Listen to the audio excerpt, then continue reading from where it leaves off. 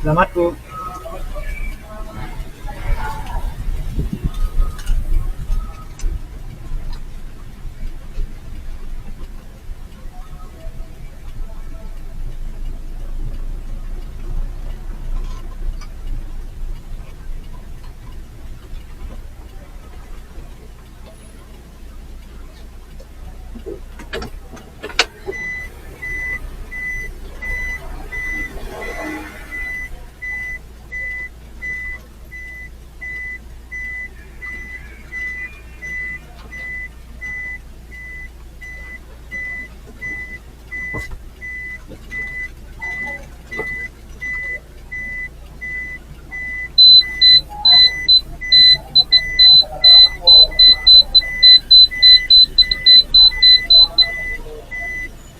Ten, 9, 8, 7, 6, 5, 4, 3, 2, 1. We have ignition.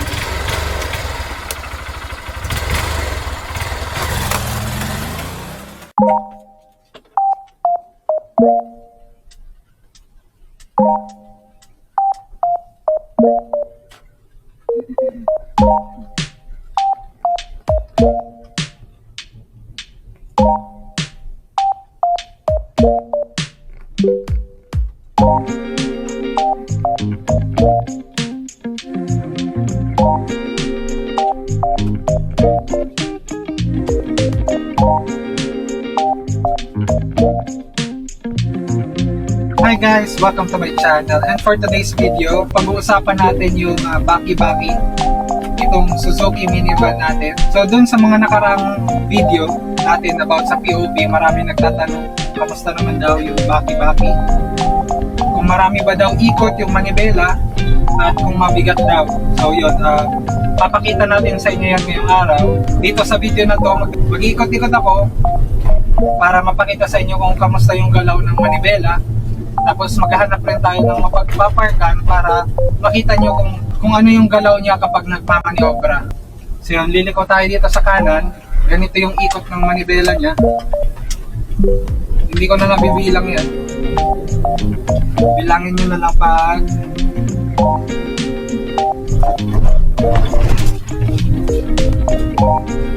so guys, papasok tayo ngayon dito sa SM. Magpapark tayo sa loob at papakita ko sa inyo kung paano gumagalaw yung ating steering wheel pag Baki-Baki. Kung ilang ikot ba siya kapag nagmamaniobra. So liliko tayo dito sa kaliwa. Tingnan natin kung ilang ikot siya.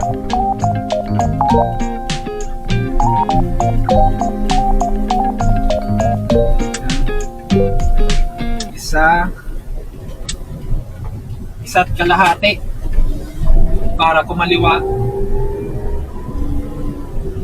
Sorry kung medyo madilim na, hindi ko alam kung kita nyo pa rin tong steering wheel. Ito lang kasi yung oras natin para mag-vlog ngayong araw.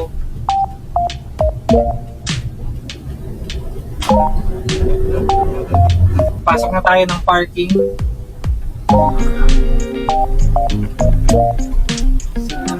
Dalawa.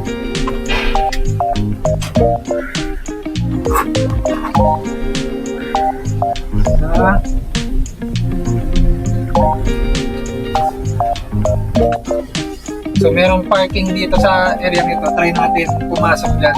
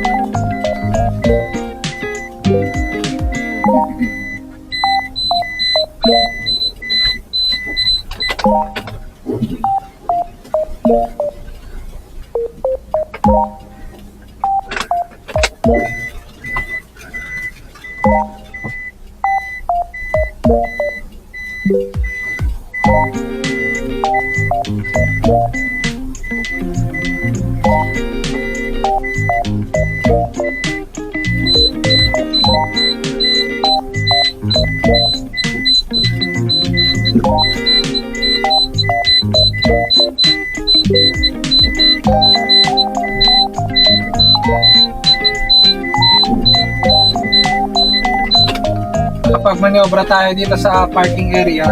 Hindi ko na nabilang kung ilang ikot ba yun. So, maraming nag-comment, tatanong kung magaan ba siya o mabigat, kung mahirap ba siyang likuin or mahirap ba siyang gamitin kapag nagmamaniobra. Kung makikita nyo, hindi naman siya mabigat. Hindi ako nahirapan magpaikot. Ang problema lang doon, sobrang daming ikot lang na kailangan gawin kapag nagmamaniobra or liliko minsan. Depende sa liko, depende sa maniobra. Doon rin depende kung gaano siya karami yung ikot mo. So meron nag-comment doon sa DA64W minivan POV video natin. Pinag-usapan lang natin tong topic na to dahil marami nagtatanong sa comment section about sa baki-baki steering wheel. So opinion ko lang naman, wala naman siyang problema. Galing tayo sa experience na nag-drive mas luma pang sasakyan, yung talagang pawis steering, mas mabigat pa, mas maraming ikot pa. Para sa akin, mas malaking upgrade na to kaysa dun sa mga na-drive mo sasakyan na yun. Minsan ginagamit ko na lang itong tab ko para ikutin ganyan, para mabilis. Hindi na natin kailangan ng steering lang. Ito na lang daliri ko yung ginagamit ko ganun para iliko siya. Magaan naman, kahit nga isang daliri lang, naiikot na siya. Itong DA64W po namin ay power steering. Kung makikita nyo, isang daliri lang, naiikot ko siya. Hindi siya mabigat. Dahil sa baki-baki, meron siyang secondary gearbox aside from the primary gearbox na galing Japan na nasa kanan ng ating sasakyan. May gearbox siya papunta dito para malagyan ng steering wheel dito sa left side. So walang pinutol dyan, dinagdagan lang ng secondary gearbox para magawa yung conversion to left-hand drive. So guys, additional ko lang, pwede nating galawin itong steering wheel up and down. Merong lever dito sa baba, ibababa nyo lang yan. At pwede nyo na siyang may-adjust sa preference nyo. Gusto nyo mababa, gusto nyo mataas. Napakalaking tulong rin naman siya kapag long drive, lalo na pag nangangalay ka, gusto mo nakapatong lang yung kamay mo or medyo mababa. Sa mga interesadong bumili ng Suzuki Every-Wagon, katulad sa mga commercial cars, nagagalaw rin yung steering wheel niya. Depende yan sa builder kung sino ang makakausap nyo.